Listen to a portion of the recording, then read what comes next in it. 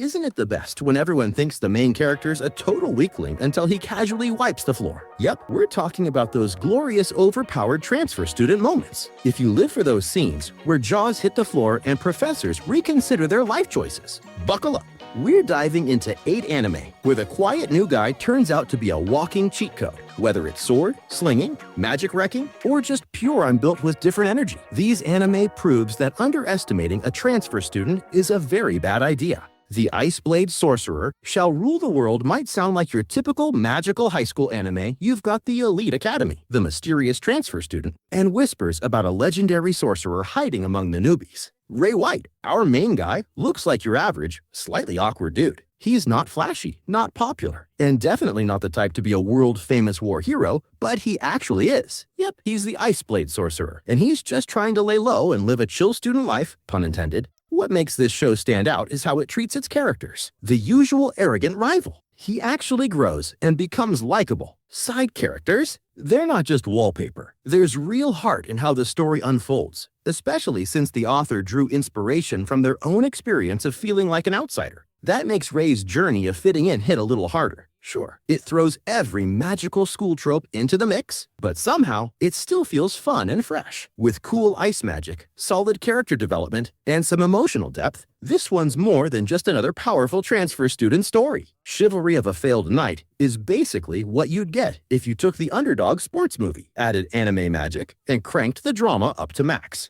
Meet Ikki, our hero affectionately known as the worst one at an elite academy where magic knights turn their souls into flashy weapons. Sounds epic, right? Well, Ikki's soul weapon is more like a wet noodle than a mighty Excalibur. The guy's been written off as hopeless until she shows up. Stella, a fire-wielding, top-tier prodigy from a foreign kingdom. She's everything Ikki isn't loud, proud, and so powerful it's borderline unfair. Thanks to a classic anime twist of fate and maybe a broken room assignment system, she ends up as Ikki's roommate. Things heat up fast, like literally with a high-stakes duel where the loser becomes the winner's servant for life. Ikki might not be flashy, but the guy's all skill. He's not overpowered, he's overtrained. He wins with grit, technique, and sheer willpower, proving that brains and hard work can beat raw magical muscle. If you're into watching the worst guy totally flip the script, this one's a banger. A returner's magic should be special is basically the ultimate do-over fantasy. Ever wish you could go back in time and ace that test you flunked? Well, that's exactly what happens to our guy Dessert. Except instead of a math final, it's the whole saving the world from destruction thing. After watching the future go up in flames, like literally, Dessert gets booted back to his academy days,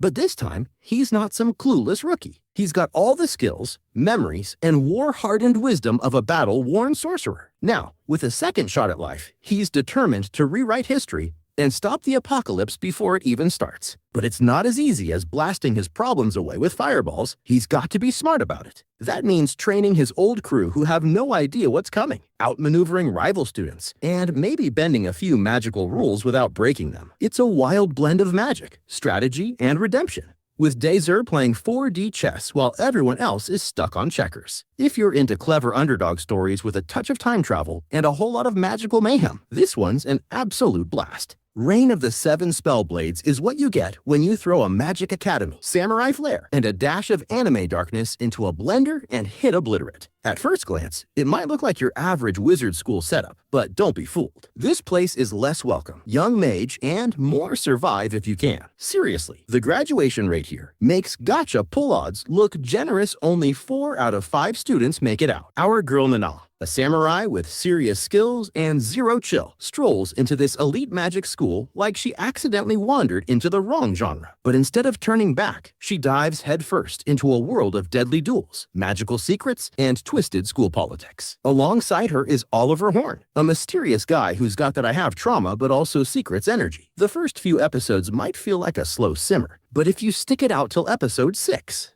everything clicks. This isn't your run-of-the-mill power of friendship anime. It's darker, sharper, and way edgier, like if Harry Potter trained with Attack on Titan soldiers. There's magic, yes, but also murder, moral ambiguity, and plenty of swords slicing through expectations. If you're looking for an anime that keeps you guessing and swinging between awe and what just happened, this one's absolutely spell-worthy.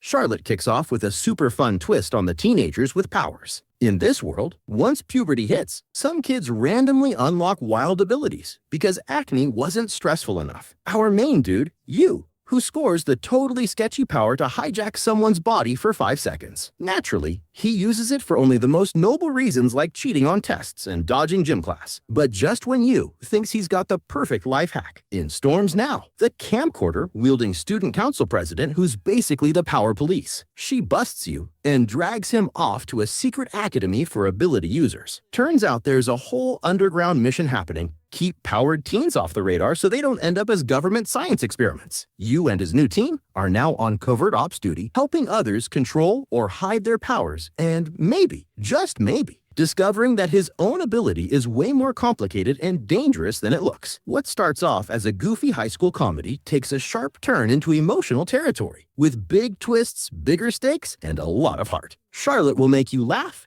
gasp, and possibly sob all in one binge. Trinity 7 is what happens when your average school day gets nuked by a magical apocalypse and your cousin gets sucked into a whole other dimension. Total bummer, right? That's the mess Arata Kashuga wakes up to. But plot twist, instead of curling up in despair, a mysterious magic book rolls up and says, "Congrats, you're a wizard now." Instant powers, and an express ticket to a magic academy full of stunning, insanely powerful mages. Enter the Trinity Seven, a group of elite magical babes who are somehow the key to saving his cousin and maybe the entire world. But here's the thing, they're just as interested in flirting and flustering Arata as they are in saving reality. Luckily, Arata's no pushover. This guy's got main character energy in spades, tossing out confident comebacks, and holding his own in the chaos of magic classes, deadly spells, and awkward dorm situations. Between snappy banter, magical mayhem, and just the right dash of romance, Trinity 7 delivers a wild, cheeky ride where fan service meets fantasy with a wink. It's hilarious over the top, and surprisingly clever, like if Harry Potter got rewritten by someone who binged too much anime and thought, let's make this way hotter thing. The Fruit of Grisaia brings us Yuji Kazami, arguably one of the coolest, most cold-blooded main characters anime has ever thrown at us. He's got the deadpan comebacks, the don't mess with me energy, and, oh yeah, he's got a harem too. Yuji transfers to Mihama Academy looking for that classic, peaceful high school life, but surprise. The place is basically a rehab center for emotionally scarred anime girls, and there are only 5 other students, all of them girls with seriously heavy baggage. At first glance, it feels like you're walking into another trope fest. You've got your Tsundere, your emotionless maid type, and the rest of the visual novel starter pack. But stick around, and you'll find that each of these characters gets way more depth than expected. The anime tries to cram a 50-plus hour visual novel into one season. So yeah, it's a bit rushed, but it still manages to land the emotional punches, especially in the backstories. The action's light but satisfying, the drama runs deep, and Yuji, he's the kind of transfer student who could take down an assassin before lunch, and then ace a test just for fun. If you're into slow burn emotional arcs with a badass lead, this one's a hidden gem.